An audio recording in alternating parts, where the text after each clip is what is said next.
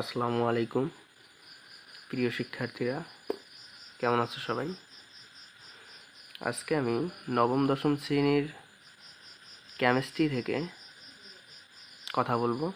আজকে টপিকটি হচ্ছে পঞ্চম অধ্যায় রাসায়নিক বন্ধন, ইংরেজিতে বলা হয় কেমিক্যাল বন্ড।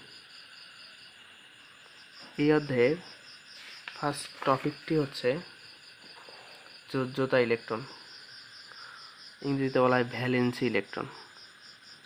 যোজ্যতা ইলেকট্রন কাকে বলে? কোনো মৌলের ইলেকট্রন বিন্যাসে সর্বশেষ কক্ষপথে যে ইলেকট্রন বা ইলেকট্রন সমূহ থাকে তার সংখ্যাকেই যোজ্যতা ইলেকট্রন বলে।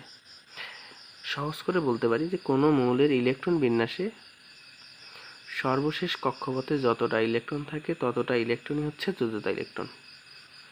তো আমি যদি পটাশিয়ামের ইলেকট্রন বিন্যাসের দিকে লক্ষ্য করি, পটাশিয়ামের সর্বশেষ কক্ষপথে একটা ইলেকট্রন, সেক্ষেত্রে পটাশিয়ামের যোজ্যতা ইলেকট্রন হচ্ছে 1।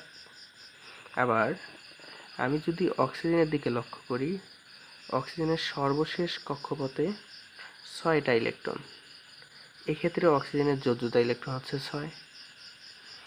তারপরে টপিকটি হচ্ছে যোজনী বা যোজ্যতা। যোজনী ইংরেজিতে বলা হয় ভ্যালেন্সি। যোজনী কাকে বলে? কোনো মৌলের একটি পরমাণুর সাথে অপর একটি মৌলের পরমাণু যুক্ত হওয়ার ক্ষমতাকে যোজনী বলে। আরও বলতে পারি, কোনো মৌলের ইলেকট্রন বিন্যাসের সর্বশেষ কক্ষপথে যতটা অযুগ্ম ইলেকট্রন থাকে ততটা ইলেকট্রনই হচ্ছে যোজনী। তাহলে যোজনী কত প্রকার সে সম্পর্কে আমাদের জানতে হবে, বা যোজনী প্রকারভেদ সম্পর্কে জানতে হবে। আমাদেরকে জানতে হবে সর্বোচ্চ যোজনী,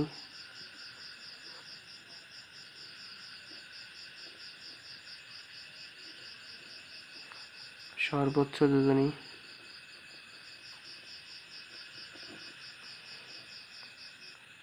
সক্রিয় যোজনী,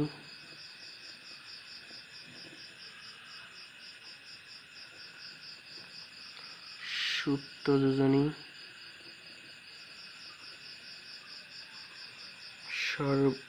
পরিবর্তনশীল যোজনী,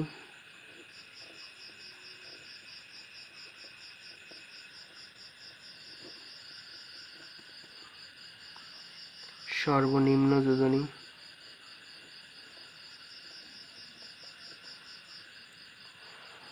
তো মোটামুটি এই যোজনীগুলো সম্পর্কে জানলেই আমাদের 9-10-এর কনসেপ্ট ক্লিয়ার হয়ে যাবে। সর্বোচ্চ যোজনী কাকে বলে? ফিরে আসি তার আগে।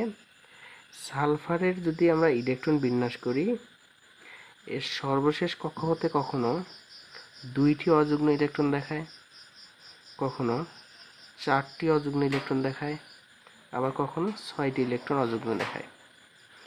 এক্ষেত্রে সালফারের যোজনী 2ও হয়, 4ও হয়, 6ও হয়।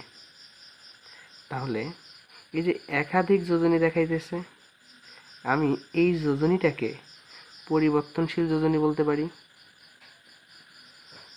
এবং এই একাধিক যোজনীর মধ্যে সর্বোচ্চ যোজনীকে আমি, বা সবচেয়ে বেশি যোজনীকে আমি বলতে পারি সর্বোচ্চ যোজনী। সর্বোচ্চ যোজনী ও সক্রিয় যোজনীর পার্থক্যকে আমি বলতে পারি সুপ্ত যোজনী। এবং যৌগ গঠনকালে কার্যকর অবস্থায় যে যোজনী ব্যবহৃত হয় সেই যোজনীকে বলা হয় সক্রিয় যোজনী। তাহলে এই সক্রিয় যোজনীর কনসেপ্টটা খুব ভালো করে আগে ক্লিয়ার করতে হবে। কোনো মৌল যৌগ গঠনকালে কার্যকর অবস্থায় যে যোজনী ব্যবহৃত হয় সেই যোজনীকে হচ্ছে সক্রিয় যোজনী বলে। সর্বনিম্ন যোজনী, এই যে একাধিক যোজনীর মধ্যে সবচেয়ে কম যোজনীটাকে বলা হয় সর্বনিম্ন যোজনী। তো ভিডিওটা অনেক লম্বা হয়ে যাচ্ছে, আজকে এই পর্যন্ত রাখতেছি। নেক্সট ভিডিওতে তারপরে টপিক নিয়ে কথা বলবো। সবাইকে সালাম, আসসালামু আলাইকুম।